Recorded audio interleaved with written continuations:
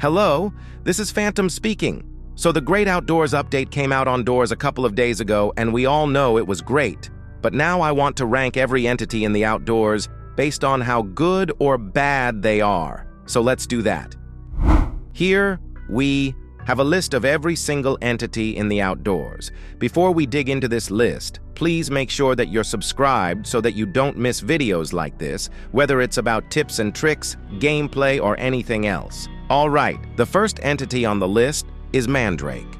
Mandrake is an entity that randomly appears from certain holes that are found on the ground in the outdoors. It jumps out at you, and when it does, you have to grab it and place it back in the hole it came from. If not, it will keep wailing until you get a heart attack and die. This entity is clearly inspired by the mandrakes from Harry Potter. The devs did a good job at putting this entity in the game. That being said, the entity is very similar to Screech and Giggle and also just as annoying.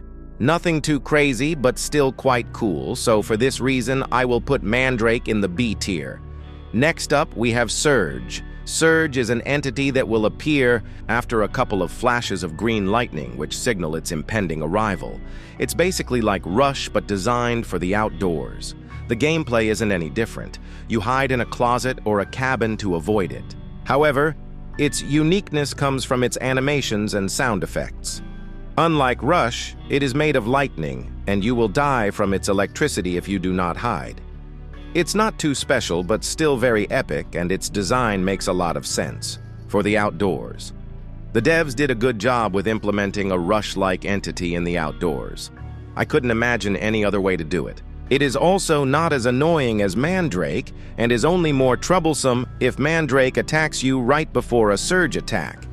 Because of this, I will put it in the A tier, even though it is fundamentally just a copy of Rush. Next, we have Curious Light. We are already familiar with this entity from the rooms and the back door. Curious Light isn't helpful. It also isn't evil. It is neutral. It does not affect gameplay very much in the outdoors. It is only relevant when you die to an entity. For this reason, I will put it in the C tier. Now we have Monument. Possibly even more annoying than Mandrake. This entity disguises itself as a monument decoration in the outdoors, and when you least expect it, it appears out of nowhere behind you and just kills you by hitting you and shoving you inside the monument. Once it touches you, there is no escaping. You can only stop this by looking at it. When you look at it, it stops moving. But it's hard to even tell when it comes after you. You can only tell by listening to the very quiet footstep noises it makes behind you, or just predicting its attacks by consistently looking behind you to make sure you are not in danger. In conclusion, Monument is probably the most annoying entity in the outdoors. But it is very creative, and for that reason, I will put it in the C tier rather than the D tier. Now we have Snare. We are already familiar with Snare because of the greenhouse at the end of the hotel. Snare isn't too much trouble in the outdoors as long as you are aware of your surroundings. However, when you are being chased by eyestalk, it is hard to look at where you are stepping. Snare can trap you during the chase and get you killed by eyestalk. By itself, Snare is quite a mid-entity and belongs in the C tier. Now we have the Cause. These little birdies don't attack you or defend you. They are mainly just for the atmosphere, for decoration. But they do make a good atmosphere in the outdoors. I will just put them in the C tier. Now we have World Lotus. This is a helpful entity. You can summon it by collecting 8 lotus petals and then giving them all to Gramps, who will give you a lotus. Once you have the lotus, you can plant it somewhere, and then if you die to Bramble, you can use it to rebirth. The way this entity looks is very cool, but it doesn't affect casual gameplay enough for me to put it anywhere above the B tier. Next up, we have Bramble, a very, very cool entity.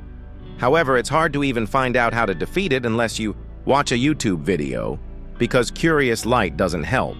The way to defeat it is by not moving when you are in the presence of its light. If you move in its light, it will attack you with spikes until you are dead. The spikes are not one shot, and even if they damage you, you can survive if you stop moving. You can also hide in a closet if you want. It can catch you off guard by suddenly teleporting next to you while its light is on, so always be prepared.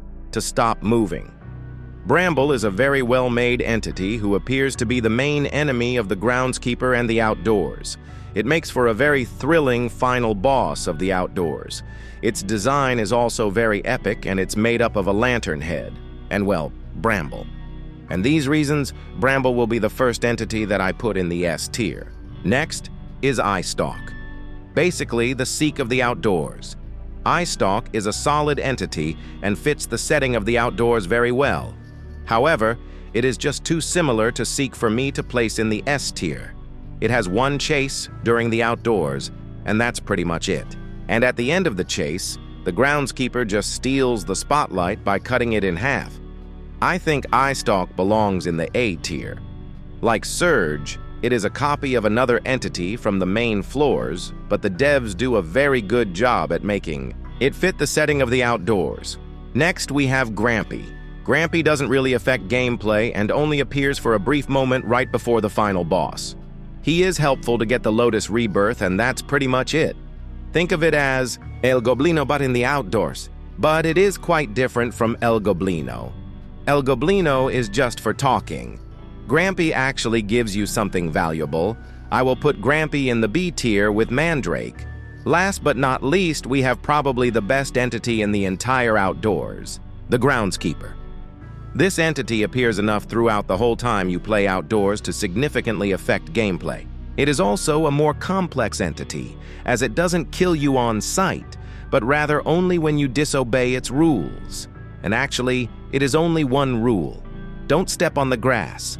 This rule is easy to follow for the most part, but gets more tricky when there is no choice but to step on the grass. For example, when a tree blocks your path, or when you just need to step on the grass to get to the next door. The key is just to make sure its back is turned when you step on the grass, or to make sure it is in its shed spawn point and not patrolling. The Groundskeeper is an absolute warrior because it takes on basically every other entity in the outdoors. It fights with Mandrake, Eyestalk, and even Bramble. It saves you from all of these entities. If you have ever had a friend with anger issues, that's basically the Groundskeeper. The Groundskeeper is its own unique entity, and not a copy and paste of any other entity from the main floors. It looks cool and is actually helpful and impacts gameplay significantly, unlike Curious Light. For all of these reasons, the Groundskeeper belongs in the S tier with Bramble. And there you have it. The complete ranking of every single entity in the outdoors. Make sure you comment what you think about this ranking and what you would personally change. And remember to like and subscribe so that you don't miss the next video. Until then, enjoy the new update.